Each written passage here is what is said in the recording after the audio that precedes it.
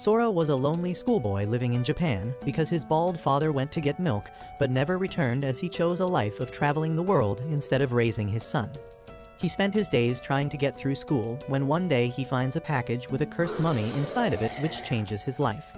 The package was sent by his dad, which was really unusual as he never really talked to his dad ever since he left. Upon opening it, he finds a giant casket and a letter from his dad which explains that the casket contains a cute mummy he found in Egypt that he decided to give to Sora in the hope that he'll take care of it and treat it as family. Sora gets war flashbacks from the other times his father sent him fun things which turned out to be bloodthirsty cursed objects, and finds it hard to believe his dad's word. He arms himself with an iron to fight the mummy which will soon burst out of the rumbling casket. However, when the door finally opens, he finds a tiny mummy inside. He is still suspicious of it and pushes it back into the casket to seal it and ship it back to Egypt, when he notices liquid leaking out from the bottom. Once he opens the casket again, he finds the mini mummy crying. Even though he starts thinking the mummy isn't actually dangerous, he decides it's best to put it back where it came from. But the mummy refuses to enter the casket and silently begs him to keep it in exchange for doing household chores. Sora doubts its ability to do any work because of its size, but after seeing another tear in its eyes, he gives it a chance. The mummy tries its best to cook or wash the dishes, but fails miserably. However, by this time, Sora's heart softens, and he decides to keep the mummy. He digs out all the books he has at home about Egyptian history, but can't find any useful information about tiny, cute, and alive mummies. His studying is interrupted by his dog named Pachai, who runs to him for hugs. The mummy sees this and gets jealous of his affection for Pachai, so it barks and jumps onto Sora's back. Sora panics and tries to grab it, for which he puts Pachai down, who also angrily barks at him out of jealousy. He quickly picks the dog up again, and the two begin barking at him for all of his attention, making him realize that all the mummy wants is affection. He decides to first name the mummy and settles on Miai-kun. The mummy understands this as confirmation that he'll get to stay with Sora, so he cries tears of happiness and hugs him. After that's sorted, he tries to get Miai-kun to drink some water, but he's unable to do so until he finds a bottle cap small enough for the mummy's mouth. While Pachai devours its food, Miai-kun stares sadly, which makes Sora dig through his entire kitchen for food that Miai-kun might like. He cuts various vegetables, fruits, and meats into small pieces and presents them one by one to Miai-kun to test which ones he will eat. During this, he discovers that Miai-kun loves shirataki noodles and will slurp them right up. They spend hours doing this exercise until Miai-kun is too tired and falls asleep cuddling Pachai. The next day, Sora tells his school friend Tazuki about everything, and invites him home to meet Miai-kun. Once they enter his house, Sora is horrified to see Miai-kun laying flat on the table and begins panicking, while Tazuki doesn't understand what the big deal is because mummies are supposed to be dead. Sora quickly gives Miai-kun some water, which causes him to return to his cute and lively self. Relieved, Sora tries to introduce Miai-kun to Tazuki, but his glare intimidates Miai-kun to the point that he begins shaking. Tazuki tries to reach out to him, but Miai-kun crawls away from his hand and hides behind Sora's back. Sora apologizes for Miai-kun's shyness, but Tazuki lets out a creepy smile and reveals that he finds the mummy super cute and wishes to toy with him. While leaving, Tazuki ominously says he will visit again, but Sora calms Miai-kun down by assuring him nothing will happen. The next day, Tazuki gives Sora his English notes to copy because he's a dummy who'll fail the class if he doesn't do well on the next test. He kindly offers to help Sora study and says that he'll come over after his school club activities are over. Once Sora returns home, he finds Miai-kun all dried up and dead again, so he frantically gives him water to drink. Once he's back to normal, Sora asks if he drinks enough water while he's away, to which Miai-kun nods yes. Sora decides to keep thinking about this after he's made dinner, with which Miai-kun tries to help out by grabbing a knife, but he struggles to even pick it up. Sora admires his determination and snaps one of his knives in half to make a smaller blade for Miai-kun, which he holds and happily runs around with. Sora gives him a small piece of cucumber, which Miai-kun immediately starts chopping with all his strength. While cutting, one of the pieces rolls away, causing him to go after it and trip over it and fall from the counter. Despite having his back turned, Sora's spidey senses start tingling, and he immediately launches himself at Miai-kun and grabs him before he hits the ground, slamming his own face against the wall in the process. Miai-kun feels bad for hurting him and begins apologizing with tears in his eyes, which Sora gently wipe away while telling him not to cry. His constant kindness causes Miai-kun to see Sora as one of those handsome dream boys in anime. After preparing dinner, Sora sits with Tazuki's notes to copy while Miai-kun watches. He gets fascinated by the activity of turning pages and tries to turn a page himself, but instead ends up wrinkling the paper. Sora tells him to stop because he doesn't want to ruin Tazuki's notebook, but not wanting to make Miyai-kun feel left out. He spends his valuable prep time to make a mini picture book for him. When Tazuki arrives, he catches Sora red-handed for procrastinating, but doesn't have the heart to scold him after seeing Miyai-kun proudly showing off his new picture book. Sora goes into the kitchen to get him a snack, leaving the terrified Miyai-kun alone with Tazuki, who stares at him silently the entire time. Once Sora arrives with handmade pumpkin dessert, Tazuki exclaims how good it looks, which Miyai-kun interprets as him saying that he looks like a really good mummy snack. Sora offers to pack some desserts for Tazuki to take home, leaving Miyai-kun and Tazuki alone again. Miyai-kun runs behind the table vase and peeks out to watch Tazuki carefully, while Tazuki thinks of ways to let Miyai-kun touch him. He takes some of the dessert on his fork and offers it to Miyai-kun with a smile. This has the opposite effect of making Miyai-kun cry, because he imagines Tazuki saying he wants Miyai-kun to eat the dessert to get all fattened up so that he can eat him after. Like a typical high school bully, seeing Miyai-kun so afraid makes Tazuki make him want to mess with the mummy more. Next, Tazuki puts more effort into the smile, which makes Miyai-kun take the risk and slowly walk up to his fork to eat it. However, before he can take a bite, Tazuki grabs him and starts poking around to try and unwind his bandage and see what's inside, but is unable to find the end.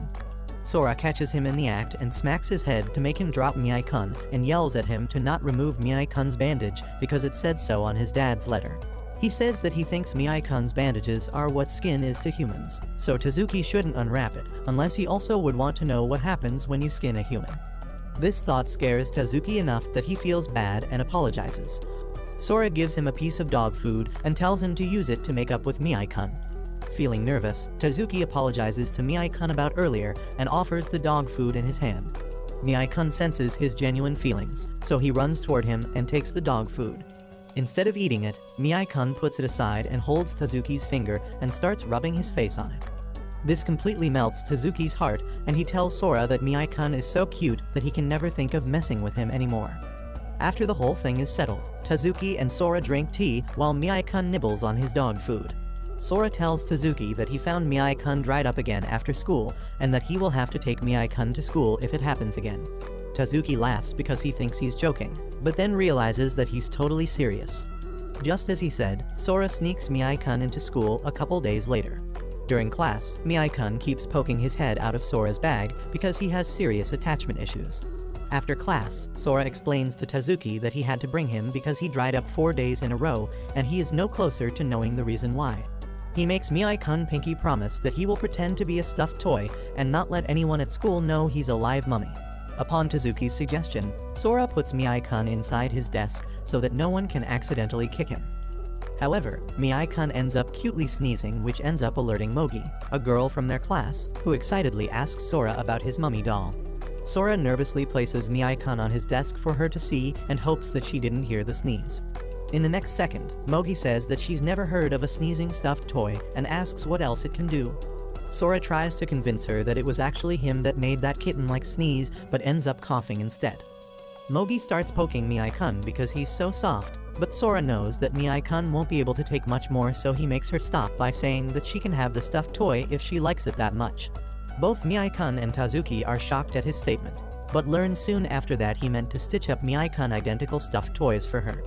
After he's done, Mogi suddenly runs into the room they're in, forcing Miyai-kun to play dead at his spot next to the other dolls. She marvels at the line of toys, picks one and leaves after thanking Sora.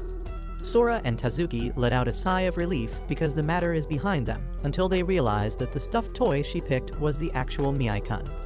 They try to track her down in the classroom, but the next period ends up being gym.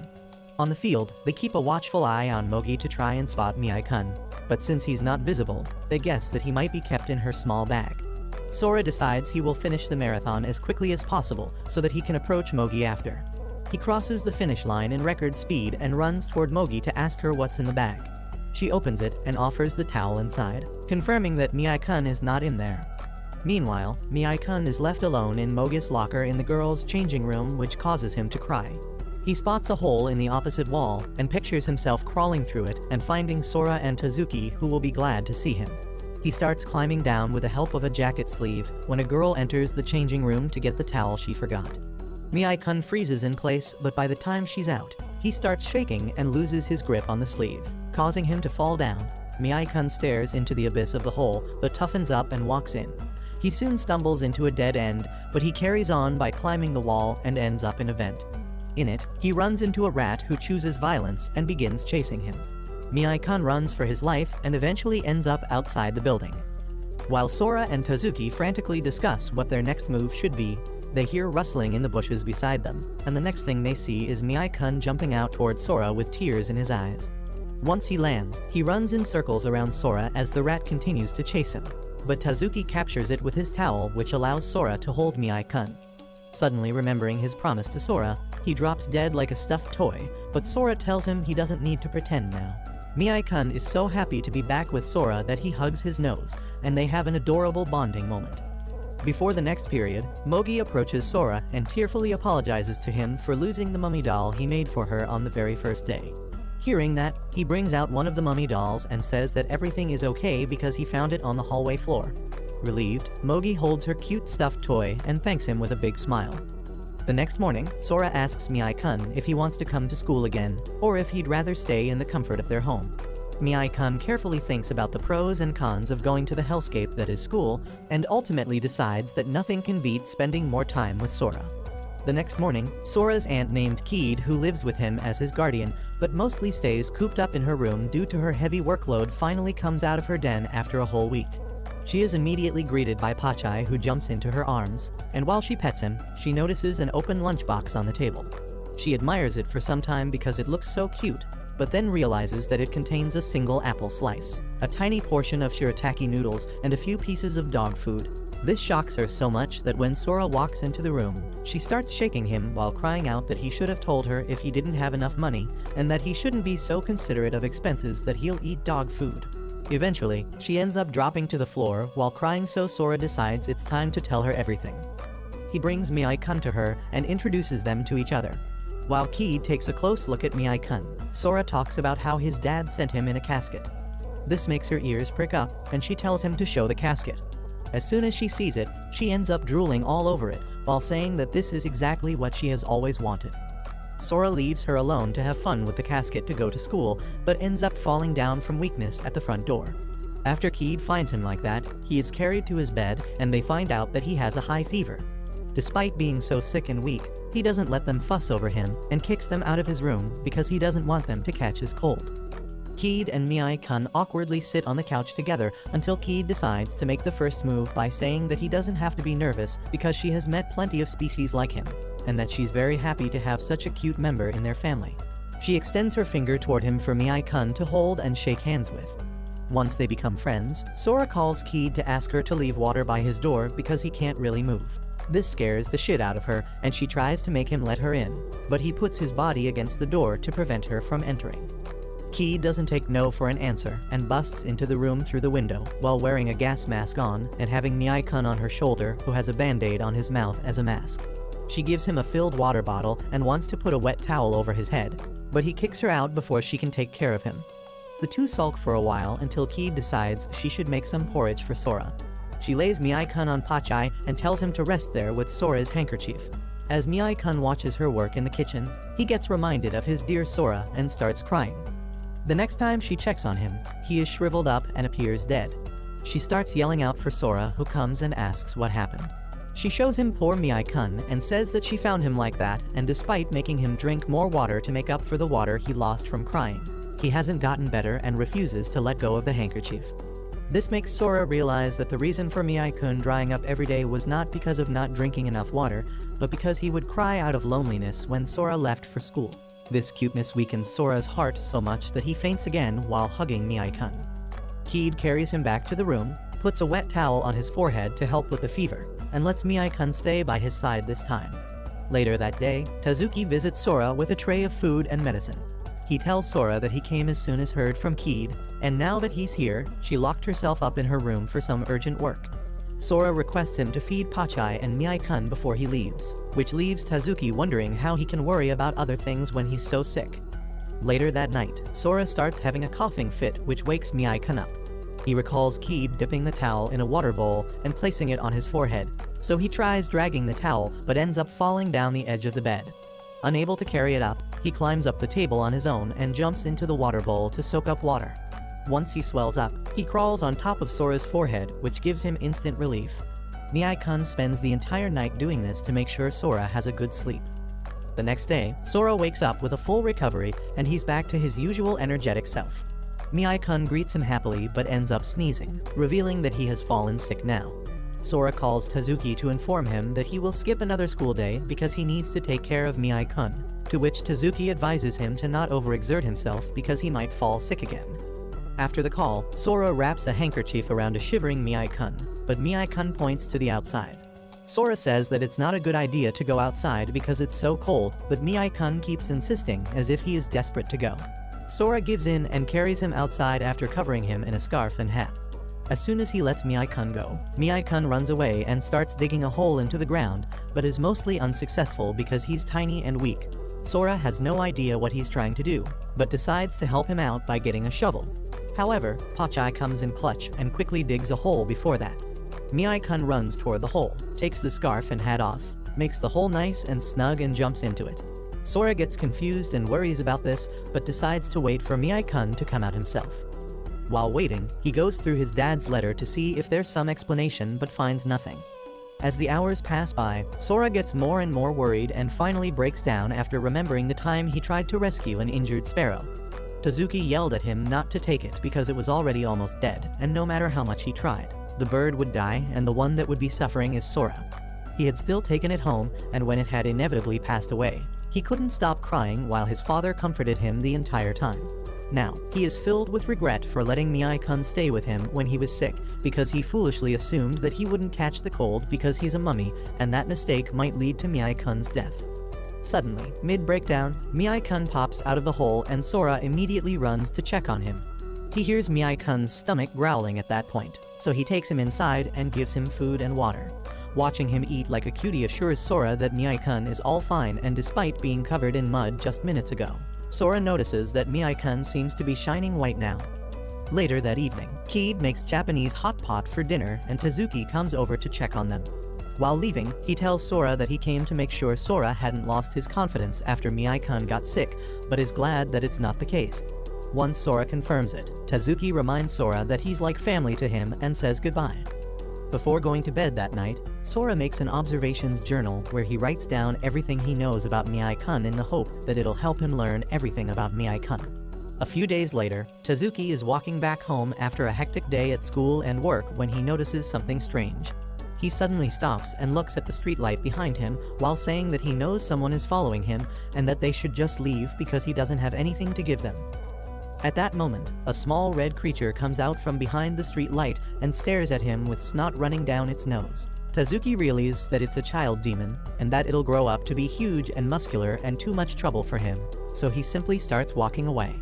However, the toddler demon still follows him, so Tazuki warns him again and tells him that if wants to be taken care of, he should go to Sora's house with the red roof, because his family is kind to everybody including demons. He assures the red demon that if he asks, Sora will feed him.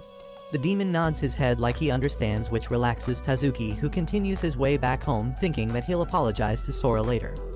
Once he's back home, his little sister Tsukiyo greets him and fusses over him returning so late. He goes upstairs to his room, but as soon as he opens the door, he sees the child demon standing outside the window and staring at him while shivering.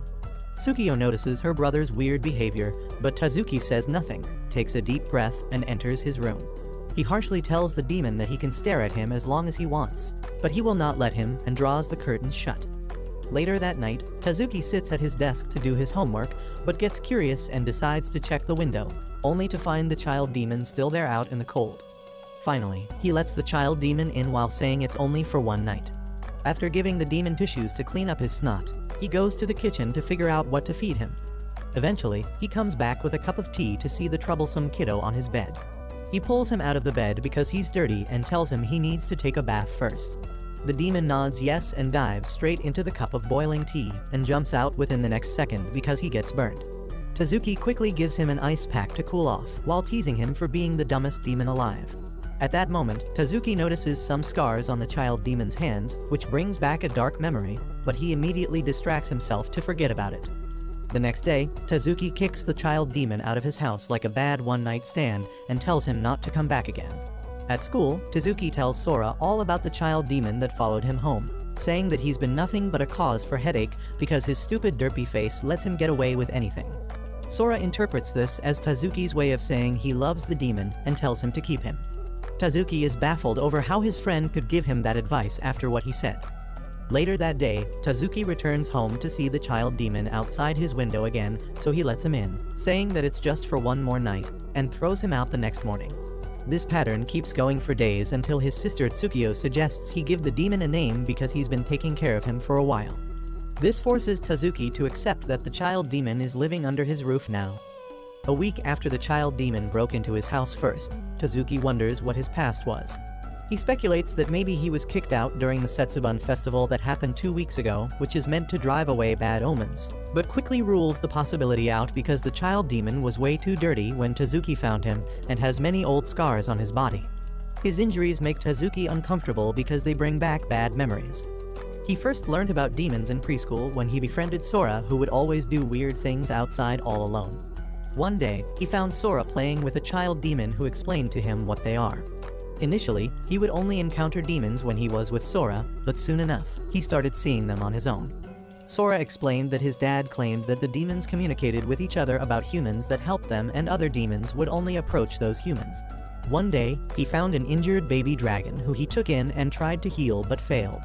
Tezuki now regrets his decision and wishes he knew more about these creatures' situations before trying to care for them. After thinking about all this, he harshly tells his demon that he never approved of him staying in his house, so he should get out. The child demon ignores this and points at the scar on Tezuki's arm and then points at his own, as if to say that they're twinsies because they have the same scar. After that, he jumps to the plate of food and begins eating, which frustrates Tezuki into giving up for the day. The next day, Tezuki comes back home to see the demon in a bad mood, while holding the Miyai-kun stuffed toy Sora gave him. Tezuki says that he can keep it if he wants, but the demon instead throws it away and lets out a sigh, making Tezuki realize that he really doesn't know how to read his behavior. He brings the demon to Sora's house, and the boys introduce the demon and Miyai-kun to each other, who simply stare at each other in silence. Tezuki tells Sora about the stuffed toy incident, to which Sora guesses that the demon wanted Tezuki to use the toy to play with him. Then, they watch the two cuties stare at each other when Miyai-kun finally makes the first move by stepping forward. The demon immediately takes a step back, and then another when Miyai-kun comes forward again. Eventually, Miyai-kun ends up running after the demon, who refuses to let him get close until both of them become exhausted. While the demon is still catching his breath, Miyai-kun walks up to him slowly and taps him. They seem to come to an understanding, and the demon gives Miyai-kun a thumbs up. Immediately, Miyai-kun starts running while the demon chases him, making Tezuki and Sora realize they're now playing tag. Pachai also joins in, and the boys watch as they all become friends. Sora then asks Tezuki what he's going to name the demon, to which Tezuki is about to say that he doesn't need one, but stops himself when he notices the demon staring at him intently. He gives in to those puppy dog eyes and decides to call him Connie. To celebrate the moment, Sora organizes a hand-rolled sushi session where everyone is supposed to bond while making sushi. Sora is an expert who basically makes artwork in the name of sushi, while Tezuki and Connie have a rough start.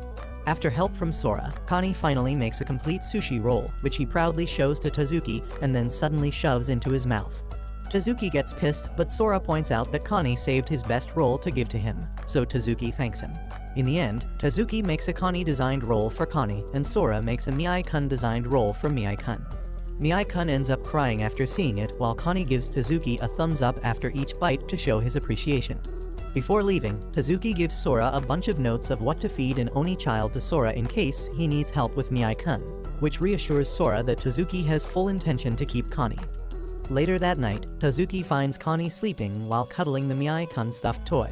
Seeing this, he has to admit to himself that Connie is pretty cute, and that he's only been avoiding the demon because he's scared of losing him like he lost the dragon, and if it happens, it'll be nobody's responsibility but his own. One day at school, Miyai-kun keeps poking his head out of Sora's bag, as usual, despite him telling him not to.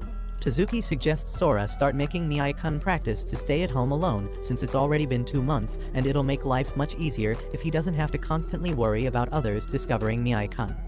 Taking Tezuki's advice, Sora decides to start Miyai-kun's training by going shopping and leaving Miyai-kun alone in the house for half an hour. He promises to Miyai-kun that if he manages not to cry while he's gone, he'll read him 2 bedtime stories that night. This thought makes him so happy that Miyai-kun starts dancing. Sora takes this as a green signal and runs out of the house so he can return quickly. Meanwhile, Mogi had a huge scare by one of the toy lizards at school despite being fearless with creepy insects. She cheers up after finding a new crepe shop, but when she returns home, she finds a dragon in her room. She stares at the glorified giant lizard as it explores her room until finally she snaps and screams for help. The dragon tries to make a peace offering by giving her a sheep stuffed toy, but she instead runs away and falls down the stairs. The dragon flies toward her to check on her, but she tries running to her mom only to find out she's not at home. Then, she starts throwing things at the dragon to stop it from coming closer, and eventually bashes it with a table. After that, she bends over to check if she heard it, but can't find it anywhere until she turns to the side to see the dragon right next to her. This scares the soul out of her body, and she runs out of the house and crashes into Sora, who is rushing to return home. Mogi manages to make Sora understand that there's a lizard in her house through jumbled words, and he offers to help her. Once he opens the front door, he finds the house in total ruin and feels sorry for the lizard who might already be squashed under a shoebox. He begins looking around and finally digs out an orange creature from a cabinet and realizes it's a dragon. Once Mogi sees it, she loses her marbles again and tries to run away but stubs her toe against a cupboard. During this, the dragon signals to Sora that Mogi fell down the stairs and hurt her knee, after which he asks her about it and says that the dragon seems worries about her. This makes her look back at the earlier moments in a different light, and she realizes that the dragon was trying to be friendly from the beginning. She starts crying and apologizes for doing terrible things to the dragon. The dragon gives her a flower to show her it's okay, after which she swallows her fear of lizards and hugs it. After that, Sora invites her and the dragon to his house to meet Miyai-kun. He also calls Tazuki over to surprise him with the dragon because he wanted to see one since he was a kid. On the way there, Mogi asks if he is close to Tazuki even outside of school, to which he replies that they've been best friends since preschool. Even when he was that young, his dad wasn't around most of the time, leaving him alone at home when preschool was over. Tazuki seemed to understand this, and he made sure that he was never alone without ever directly showing his true intentions. He stuck by Sora's side through all these years and showed he cared in his own way, which is why he knows that Tazuki has a big heart even though he masks it with a cold exterior. Meanwhile, Miyai-kun has been passing time while carefully watching the clock and starts getting nervous once the promised time passes by. A few minutes later, he hears the front door open, so he bolts toward it to greet Sora, but freezes in place after seeing Mogi and the dragon in her bag. All this new stuff starts making his head spin, and despite trying his best not to, his eyes start crying out a river. Sora quickly praises him for managing to stay home alone and tells him not to cry. Once things settle down, Sora explains to Mogi about the variety of magical beings that exist in the world out of sight from humans. Even though they are friendly and adorable, he asks Mogi to keep them a secret because not all humans may accept them or treat them well, and it may result in a panic. At that moment, the bell rings signaling Tazuki's arrival. Sora greets him with a blindfold and asks Tazuki to let him tie it for a surprise, but this creeps Tazuki out. Ultimately, it isn't needed because Tazuki spots the dragon in the hallway. Mogi explains that she found it in her room, while Sora points out how he knows Tazuki always wanted to see a dragon.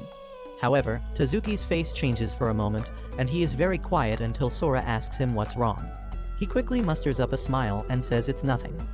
After that, they all gather at the table with their weird pets to figure out what food the dragon eats, but it refuses everything from meats to vegetables and cheese.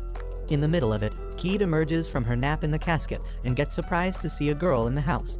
She and Mogi introduce themselves to each other while thinking how cute and pretty the other one is. They all bring Keed up to speed and show her that the dragon seems to be alright with beans and tofu out of everything. Before leaving, Mogi chooses to name her dragon Isa. While Sora walks her home, she asks him how Miyai-kun found him, to which he answers that his father sent Miyai-kun from Egypt. Suddenly, he wonders to himself why Miyai-kun has never wanted to return to his birthplace since he is so clingy. He even recalls Miyai-kun got really upset when he tried to send him back with the casket. He realizes there are still many unanswered questions about Miyai-kun's pasts, but he pushes the thoughts aside for the time being. The next day, Mogi almost spills the beans about Isa to her friends at school, so Sora and Tazuki corner her and tell her to share everything she wants about Isa to them because they're always open to listen. Immediately, she starts gushing about how adorable and smart Isa is because he can serve himself food and go to the bathroom to wash his hands and feet after. Sora goes home and tells this to Keed, who points out that while Isa gives older brother vibes, Miyai-kun gives youngest brother vibes. This prompts Sora to list all the times that Miyai-kun tried his best to help with chores and other tasks, but failed it in his classic adorable style, causing Keed to laugh and say that Miyai-kun is more the cared-for type than caring type. This strikes a chord in Miyai-kun, and Sora notices that he looks down. That weekend, Tazuki and Mogi come with their kiddos for a playdate. Isao immediately hugs Miyai-kun and Connie and puts them on his back to fly them around the room while the grown-ups gossip over tea. Mogi proudly announces that Isao now knows how to write and proudly shows off his work like an ant, boasting about the overachieving cousin's accomplishments. She claims that Isao naturally learnt it after she read him some picture books. Tazuki gets impressed by this and decides to teach him the English alphabet as well. A couple hours later, Isao manages to write his own name in English, which Tazuki remarks is already better than what dumbass Sora can do. While they marvel over Isao's smartness, Miyai-kun and Connie huddle around Isao in a corner and learn how to write Japanese from him. Miyai-kun approaches Sora with a folded note and gives it to him anxiously. Sora opens it to find that he has written the words, "always together," which is enough to make a grown man cry. Connie comes up to Tazuki and cockily gives his note which says, "How you like that?" Tazuki teases him in response while Connie beats him, which Sora and Mogi stare at with confusion until they realize it's the pair's way of showing love for each other. After they finish lunch, Mogi helps Sora with the dishes but finds that they're out of soap. Sora checks one of the cabinets for refills, but instead finds a note that says, "Food was delicious," which Isao reveals was written by him. Tazuki finds another under the table which says, "Make sushi next time," which turns out to be Connie's creation. This makes them realize that the kiddos got so excited after learning how to write letters that they have made many notes and hidden them around the house. The trio splits up for a treasure hunt and eventually find dozens of little notes all across the house. Once they gather all of them in the yard, Mogi notices Connie messing around in Sora's garden. Sora urgently tells Connie not to touch the plant next to him, which of course prompts naughty Connie to put his hands all over it and pull it out from the ground. As soon as it's uprooted, the red veggie lets out a deafening squeal that doesn't stop until Sora tapes its mouth shut. He explains that it's a mandrake that his dad sent him long ago, and its shriek can knock a person out in 5 seconds, and can even lead to death if exposed to for too long. Mogi asks why he's growing such a dangerous thing in his backyard, to which he replies that Keed, who sleeps like the dead, is using them as an alarm clock. Suddenly, the mandrake starts rolling rapidly, and before Sora can catch it, escapes out of the house. They try to catch up it, but it jumps into the river and floats with the current. They chase it along the bank while Miyai-kun and Connie try to help but fail as always. By this time, part of the mandrake's bandage is peeling off, so they need to act first. Isao comes in clutch by flying over the river, grabbing the mandrake and bringing it back to them. They all smother Isao with praise, much to the dismay of Connie, who smacks Tazuki, and Miyai-kun, who silently retreats into Sora's hoodie. Once they're back at Sora's house, he notices that Miyai-kun still seems down for some reason. At that moment, Connie sneezes, which brings Miyai-kun up on his feet so he can cover Connie with a blanket and wipe the snot from his nose. After seeing this, Sora realizes that Miyai-kun has been hurt ever since he and Keed were teasing him for being like a baby that needs taking care of. Sora didn't notice it until now, but Miyai-kun has slowly been growing. He pats Miyai-kun's head and calls him a good boy, which immediately raises the mummy's spirits again. A few days later, Sora bumps into a student in the hallway who looks miserable and collapses on top of him. The guy doesn't wake up, so Sora carries him up to the roof where Miyai-kun, Tazuki, and Mogi are waiting for him to have lunch. Once he's up the stairs, he no longer has the strength to hold the guy, so Mogi swoops in and Princess carries him, leaving Tazuki stunned over how strong the other two are.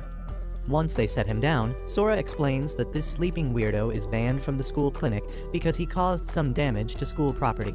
Since he has nowhere to go now, Sora brought him here.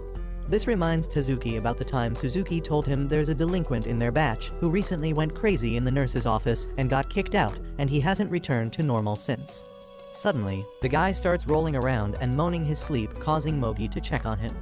He yells out to stay away from him and gets up to punch her, but thankfully Sora pushes her out of the way. After making sure she's okay, he checks on the guy and notices that his hand is bleeding from the blow earlier, so he runs to his aid, but the guy pushes him back and tells him not to mess with him. This pisses Tazuki off, who confronts him and demands to know what his deal is. The guy tries to scare him off too, but Tazuki holds his ground and gives him a threatening glare. Sora butts in and tries to ease tensions, but the guy backs off on his own. Even though any normal person would never speak to that guy ever again, Sora goes to his classroom to check on him again. The guy grunts at him to leave him alone, but Sora gives him a bandage for his hand and asks if he wants to walk home together, while everyone else stares at this exchange in shock. His uncanny kindness baffles the guy enough for him to agree, and they leave the school together. On their way, the guy explains that he lives in a condo alone because his parents kicked him out for repeatedly breaking everything during his many violent sleepwalking episodes. He claims to have nightmares every day which cause him to act up, leading Sora to guess that he was stumbling around in the hallway because he doesn't get enough sleep. He suggests the guy to try and cure his sleepwalking problem, but he replies that the doctors have no idea what causes it and they've given up. He adds that he uses protective charms to ward the nightmares off, but even that doesn't work. This catches Sora's attention, who asks to see the charms himself because using too many can cause more harm than good. The guy can sense Sora's genuine nature, so he leads him to his house where he shows his room in which every inch is covered with protective charms. Sora takes most of them down and explains that he has many charms that he doesn't need. For instance, he has charms against magical creatures called Baku when they're supposed to eat up nightmares for him. He then gives the guy a drawing of a Baku and tells him to put it under his pillow at night.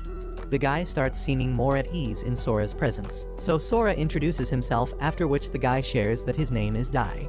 Sora then gives him his phone number and tells him to call whenever he needs anything because he'll always be there. Later that night, Dai puts the Baku drawing under his pillow and thinks about how good of a guy Sora is. He feels guilty for nearly punching Mogi and decides to properly apologize for his behavior to Sora and his friends. He then falls asleep and doesn't wake up until hours later, which surprises him because he hasn't had a deep sleep in ages.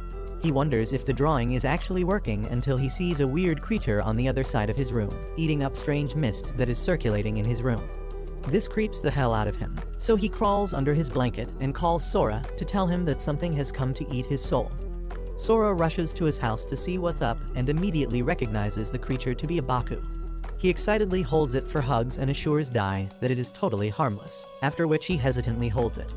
After they sit down, Sora explains that Baku are really rare to spot because they're very agile and usually run off before anyone can see them. But for whatever reason, this Baku seems very intent on eating Dai's dreams. All this information only confuses Dai more, causing Sora to realize that he's never laid eyes on any weird creatures, so he introduces him to Miai-kun. The next day, Sora struggles to stay awake at school because he spent the entire night talking to Dai about all this stuff. He tells Tazuki and Mogi all about what happened, which makes them want to see the fluffy and pillowy Baku. The three of them go to Dai's class to check on him, but he seems to have taken the day off. He doesn't show up for the next 3 days, causing them to worry when he's absent on the 4th day in a row. However, right at the moment, he shows up and greets Sora with a hearty laugh and very noticeably doesn't walk and talk like a zombio anymore. Everyone stares in awe as he seems like a totally different person. He explains that he slept through the 3 days and only woke up in the afternoon on this day, so he decided to come for whatever was left of the school day. He then earnestly apologizes for almost punching Mogi, but she reveals that she already forgave him after Sora told her about his circumstances, and she hopes that he now is able to move on and sleep well. They then invite him to lunch, which he gratefully accepts. However, this leads to a painfully awkward situation where Dai and Tazuki are alone in the roof with only Miai-kun to act as buffer. Dai tries his best to hide his fear and anxiety that remained after Tazuki confronted him, while Tazuki maintains his usual coldness and distance. Sora and Mogi arrive just when the tension gets too thick to cut with a knife, causing immense relief to the other two. Miai-kun starts pushing Tazuki's hand toward Dai, but he pulls it back while saying he'll play with him later. Miai-kun starts barking and grabs Tazuki's arm again and doesn't let go even when he tries to pull him away. Sora guesses that Miai-kun is trying to get Tazuki and Dai to shake hands, which he proves correct by barking repeatedly after the suggestion. He doesn't stop barking until the two give in and shake hands. It is finally Miai-kun's utter cuteness that makes everyone let their guard down and become friends. Later that day, all of them meet up at Sora's house where all the goofy creatures get to know each other. There, Dai decides to call the Baku Muku, after which all the kiddos and Pachai huddle up and go to sleep. Sora takes a picture of them, and after Tazuki inquires, he explains that it is for the observation notes he has been keeping of Miai-kun to keep track of his growth and development. The next day, Dai tells Sora that he has decided to start his new chapter with a good state of mind by apologizing to the nurse and the teachers he troubled. Sora says that it's all thanks to Muku, but Dai asserts that half of it is thanks to Sora, who had the heart and patience to hear what he had to say and pull him out of his despair. Sora brushes this aside and says that he would of course do it because they're friends, which makes Dai super happy because he's never had friends before. One day, Mogi overhears a couple of shady men talking about hunting down a child demon that was spotted during the Setsubun festival. Once she returns home, she finds Connie in her bedroom along with Isa. She informs Tazuki about it and confirms that he's been coming to her house daily because her mom has seen him. This convinces Tazuki that they need someone to take care of the kiddos while they're away. Sora thinks about it for some time and announces that he has someone in mind who he will ask the next day while assuring the others that this person can be trusted. The next day, Sora takes them to a shrine to visit a talking monk statue called Jiz, and he happily tells them that he would love to have these creatures around. He claims that it gets pretty lonely around here, so he would love the company as well. Apart from Tazuki, the others seem pretty shocked to see a Buddhist monk statue talk, and they ask whether Tazuki also is acquainted with it. Tazuki smiles and claims that he has been coming here to the shrine for a while, so he knows these statues pretty well. Jiz tells the others that he is pretty close with Sora and Tazuki, who wash his back oftentimes and also leave him dumplings as offerings. Mogi and Dai both introduce themselves politely when Dai's attention is grabbed by Muku, who comes out of the bushes almost poking its eye out, so Dai walks to get him, while Connie as usual jumps up on Jiz's head and starts smacking it. Tazuki grabs Connie off Jiz's head, while Mogi asks Sora whether they should leave now as they are getting late. Before he could reply though, a mysterious figure emerges behind Sora, which scares the crap out of the others as they tell him to look behind. But before he could do anything, the mysterious figure grabs him from behind and flies away swiftly inside the temple. Everyone is very scared, but Dai shows some guts and runs after him, followed by Mogi before he could stop them. Dai immediately opens the gates and, despite being scared, screams at the figure to leave Sora alone. But to his surprise, he finds Sora sitting in front of the person having a tea party. Sora tells them that this lady is the god of this temple, and she has allowed them all to relax inside for a while. Both Dai and Mogi apologize for calling her names and entering without knocking, but the goddess tells them not to worry. Tazuki also follows them with all the baggage, and they sit down to have some tea. They decide that this is the best arrangement for now, as this place falls on the way back from school, and if anybody asks them, they can just lie that they are going to visit the shrine. Suddenly, they remember that they also have to go to school, and they leave. During the lunch break, they sit together on the roof while talking to each other, and slowly, Dai gets familiar with both Mogi and Tazuki. At first, Tazuki seems a bit distant, but soon he also warms up to him as they start talking about what their familiars are doing at the shrine. Sora tells Mogi that they should get together and make an apple pie for all of them to eat together, and Mogi immediately agrees, claiming that she loves peeling apples. Later that day, they all head out to the shrine where they each grab their familiars, but Muku seems to be in a pretty playful mood as he doesn't let Connie go back to Tazuki. Sora realizes that Mikun looks pretty moist and plump today, and even the bandages feel softer. He asks Mikun whether he had fun, and Mikun immediately nods in agreement as they all decide to head back home. The next morning, they all arrive at the shrine again where they drop their familiars, while Sora thanks the goddess of the shrine once again for keeping them. He then says goodbye to Mikun and promises to come back to him as soon as the school is over. The familiars started immediately playing and having fun under the watchful eye of the goddess, and as usual Connie is running around the entire area while Muku is trying to block his path again and again. While doing this, Muku ends up accidentally running into the main door, which opens just a bit. That was enough though, as Mikun ends up spotting a ladybug crawling outside, and his curiosity takes over as he rushes out to have a look at it. He manages to make his way out of the crack in the door and sits down before picking the ladybug up and playing with it. Meanwhile, the goddess didn't notice Mikun's absence, but spots the slightly open door, so she gets up and closes it, shutting poor Mikun outside. He gets scared and starts crying and knocking the door, but obviously it is not enough, and he soon gets tired. Suddenly, he hears someone coming by, so Mikun immediately jumps down and hides behind a plank waiting for the man to leave. After that, he slowly tries to make his way outside, but ends up running into a demon familiar that looks like Connie.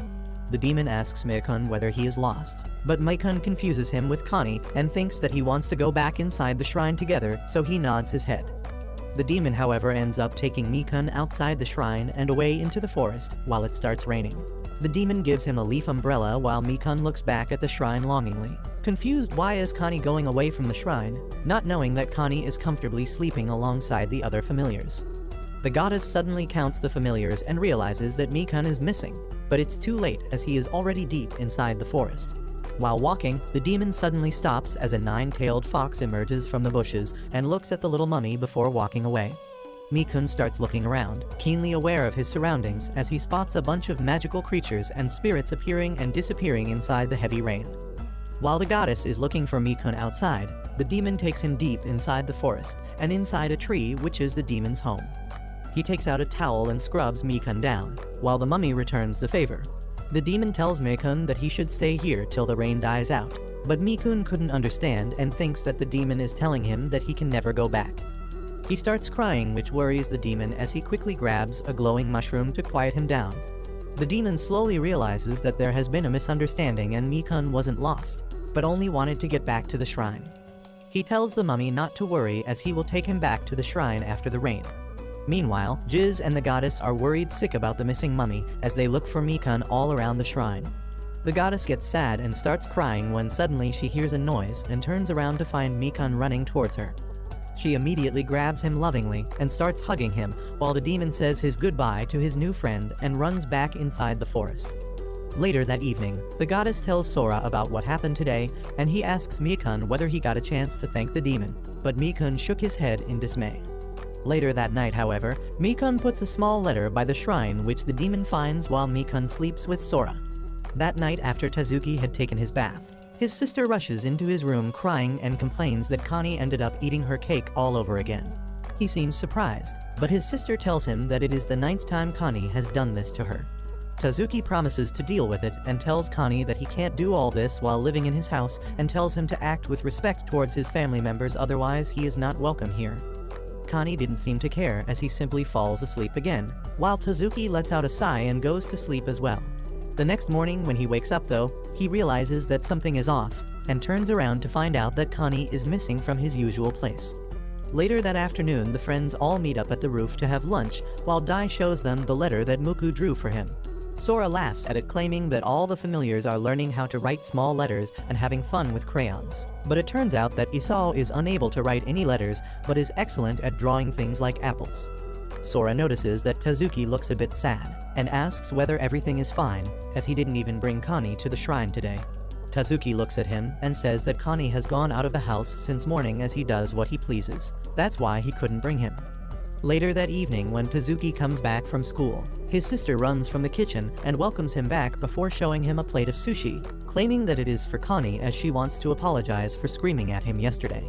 Tazuki gets a bit worried as Connie never misses his meals, especially when his sister makes sushi. He goes upstairs and tries to focus on his studies, but gets worried since it's very late now and Connie has still not shown up. He remembers how he used to try and get rid of the demon, but Connie would always make his way back to him somehow.